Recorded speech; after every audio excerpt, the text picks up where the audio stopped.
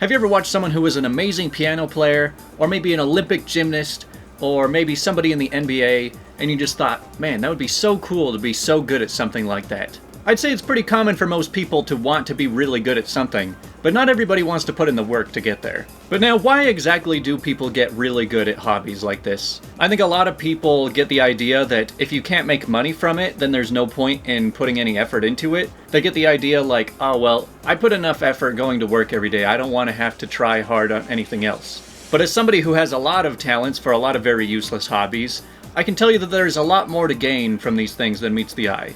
So first, let's talk about musical instruments. I mean, it's pretty common for parents to raise their kids saying, here, you should play this instrument, it will be great for you in your life. But most people don't really explain how exactly it's good for you to learn a musical instrument. I mean, you're not getting any exercise from it, and there's a very low chance you'll ever make money doing it. But in a way, stuff like that is actually an exercise for your brain. It's a great way to challenge yourself and push you to doing more and more difficult things. And even though it may seem trivial, you will feel a sense of accomplishment when you can just improve yourself a little bit better each day. Also, one of the major things that comes with working on something so hard is that you really have to discipline yourself. You really have to learn how to fail and learn from those failures. I've usually noticed that anyone who's never picked up any sort of skill before, anytime things don't really go their way, or they mess up, or they have some sort of failure, they usually take it really hard, like they don't know how to accept failure. Whereas people who have done so many things that they have to work on for years, they typically have a lot more patience and a lot more discipline, and they can handle it when they mess something up. So a lot of people, especially nowadays, are so just addicted to instant gratification. They just want that one little bump of dopamine every day. Just a very easy, I don't have to do much of anything, just give me that little notification saying that somebody liked my post. Or I just want to receive that package in the mail. I just want those little things that, make me feel better in the moment. And when it's so easy to get instant gratification from so many places, a lot of people don't want to put in the effort to something that may be delayed gratification. And so whenever you have like a musical instrument or a sport or something that you're working on every day, it's not going to be pleasant all the time. You're going to run into hurdles, you're going to struggle, you're going to really suck for a long time, and it might be a while before you start to feel like it was all worth it. But then for those that actually do put in the effort, you will find that that feeling of accomplishment in the long run is way more powerful than anything you'll get from just a little bit of instant gratification. I mean, it can seem pretty obvious why somebody would want to be a professional athlete or a rock star or something like that. Because you were so good at something that everybody is a big fan of, and so they're throwing tons of fame and money at you, and you just get to live the dream life that everybody wishes they had. So I mean, it's kind of obvious why some people would strive for that, but why do people put so much time and effort into being so good at something completely meaningless? I'm talking people who are just trying to set world records at some unknown video game that most people don't care about. Or people who are trying to be the fastest Rubik's Cube solver. I mean, there's so many little different types of skills, from video games to little hobbies and just anything people can practice and get really good at. And it can seem pretty odd when you hear somebody spends 8 hours a day playing with a yo-yo to try and be the best yo-yo master.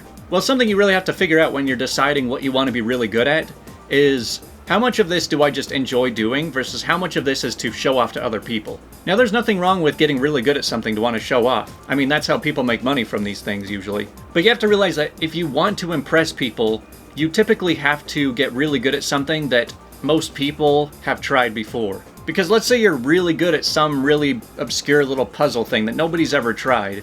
Well, if you're showing that to somebody, they're like, oh, that's cool. I mean, I don't know how hard that really is, but I mean, it looks hard. Whereas if you're an amazing piano player, most people can say, okay, I've tried playing piano before and I did not sound like that. Like, I can tell that that is some really impressive skill right there. So it's a lot easier to show off to people who kind of understand that what you're doing is difficult. I mean, another example would be like, I talk about it all the time. I played Guitar Hero for a long time. And I just found a video that is probably one of the most impressive things I've ever seen on Guitar Hero. And now most people have probably seen or even tried Guitar Hero at some point in their life, but you're probably not quite as impressed as I am to watch a video like this, because you kind of have to have more of an understanding of what they're doing to know how difficult what they're doing is. So to top it off, let's discuss how good should you actually try to become at whatever you're doing. And the answer to this is not as obvious as you may think, because as somebody who's never actually worked towards something like this, you're just thinking, oh, well, yeah, you just keep doing it forever, and then eventually you'll be the best in the world. But to be honest, being the best in the world is not as glamorous as a lot of people may think. Now, just to list off some of the things that I've spent a lot of time at getting really good at. I mean, like, I'm really good at Guitar Hero, I was a master in StarCraft 2, I've beaten Ultra Nightmare on Doom Eternal, I've gone off 40-foot jumps on a snowboard. I mean, like, I'm really addicted to things that I can just keep practicing and just getting better and better at. I mean, I typically like to get into the maybe top 2 or 3% of people who do that thing. You know, really good, so you are better than 98% of other people that do it. But, of course, there's going to be professionals who still blow you out of the water. And there's a few reasons why I'm not all that interested in pushing my way up to the top 0.1%. I mean, for one, let's talk about snowboarding. So, I mean, I'm barely doing stuff where I'm going 30 miles an hour over maybe a 40-foot jump. And that feels huge to me. Now, if you want to be a world-class snowboarder, you've got to be going 45 miles an hour off an 80-foot jump. And let's just say, I don't know that there's anyone who gets to be the best in the world at something like that without breaking some bones. Let's be honest here, it's a very dangerous sport, especially if you are pushing it to the absolute limit. And when you see all these other people pushing it so hard, you feel like you just have to push it even harder, which can result in just some horrible crashes. But not only that, even stuff for being like the best at a video game, you have to realize that being the absolute best at something means you pretty much have to spend more time at it than anyone else. Now, I've become maybe like a top 1%er in Guitar Hero from playing maybe a couple hours a day for, you know, over a decade. But because I only spent a couple hours a day doing that, it's given me time to do all those other things that I listed. However, if you want to be in that top 0.01% of people, you got to be spending 8 hours a day only doing that one thing. So you don't have time to do any other things. And if you want to be the absolute best in the world, you're going to be spending 12 plus hours every single day. I mean, 80 hours a week just doing that one specific thing. And it takes a lot of discipline and a lot of dedication, and you have to love what it is you're doing. Because if you're doing anything that much, it is so easy to burn out. I mean, there was a time where I was just grinding out StarCraft 2 for like 12 hours a day for a few months. And I became really good. I was actually playing against Grandmasters occasionally. But at a certain point, if you're not fully committed to it and you don't fully love it, it's just going to burn you out, and it's just gonna be so painful to keep pushing through it. And so that's the thing, when there are so many other people out there who want it just as bad, if not more than you do, you're gonna have to put in more effort than them to reach the goal. So when I talked about finding a very popular hobby to get good at in order to have a lot more people to show off to, that usually also includes the more people that do a thing, the harder it is to become really competitive at it. Like, let's talk about the NBA for a minute. Now, there are millions of people that play basketball. And I mean, if you are in the top 0.1%, maybe you were really good in high school and you get into a college basketball team, and already right there, you were in like the top 0.1, maybe 0.01%. I mean, you were better than almost everybody at this game. But even still, you have a massive hurdle going from college basketball into being in the NBA. Because there are so many millions of people out there who play basketball, and so you have so much more competition. And so, like, yeah, you can find some sort of hobby that you can get really good at that maybe there's very little competition, and so maybe you can push your way all the way up to one of the top players in that category, but it's usually going to be so niche that most people aren't even going to care when you brag about it. I would say that you can really master something, I mean, not being like full world-class professional, but you can get like top 5% at most things in just a couple of years of practice.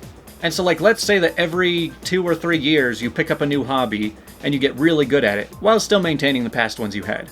Like, imagine a 60-year-old who's just been doing that his whole life, who's just like a master piano player and a master skier and a bicycle rider and just has mastered so many little different hobbies. Like, there is more than enough time in everybody's life to be able to master at least one thing. I think that a lot of people just like to come up with excuses as to why they don't want to put in the effort. And I mean, I can understand it can be really hard to get started on something. Like, getting introduced to something is usually the hardest part. Like, this meme I saw recently just feels so relevant. How do you perform so well? A musician says, practice.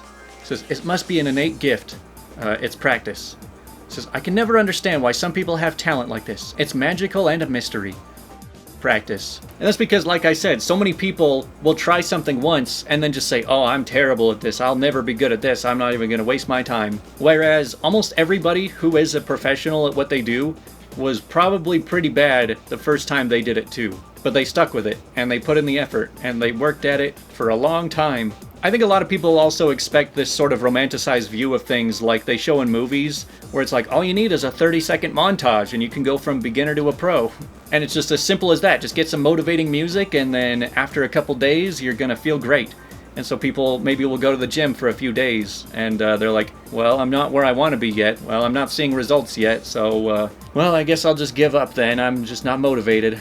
Or they'll come up with excuses like, oh, my hands are too small to play piano, or I'm not tall enough to play basketball. Or the one excuse I hate the absolute most out of any that I ever hear is, oh, what's the point in trying? There's always going to be somebody out there that's much better than you. As if the only way you should ever try something is when you can just do it casually a couple hours a week and become the best in the world at it. There are a lucky few people who can make a living off of their hobbies. I mean, much less than 1% of people who play video games make a living off of that.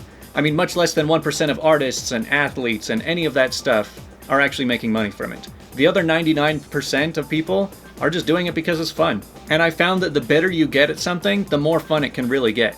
I mean, if you just watch like a professional musician just improvise, something about that just looks so fun. Like just being able to use your hands and just create a masterpiece out of nothing. I remember when I was about 5 or 6 years old and watching my uncle play the piano and just thinking, man, that is so cool, I want to be like that one day. And ever since then, I've learned musical instruments, sports, video games, just everything I get into, I just want to be the best that I can be, while also maybe not dedicating my entire life to doing it. But I hope this video will inspire some people to go out and try something new. Just know that you are probably going to struggle at first, but in the end it's usually rewarding enough to be worth it. Just know that you don't have to be the best in the world to really enjoy it. And there's more to getting good at something than to just do it for money.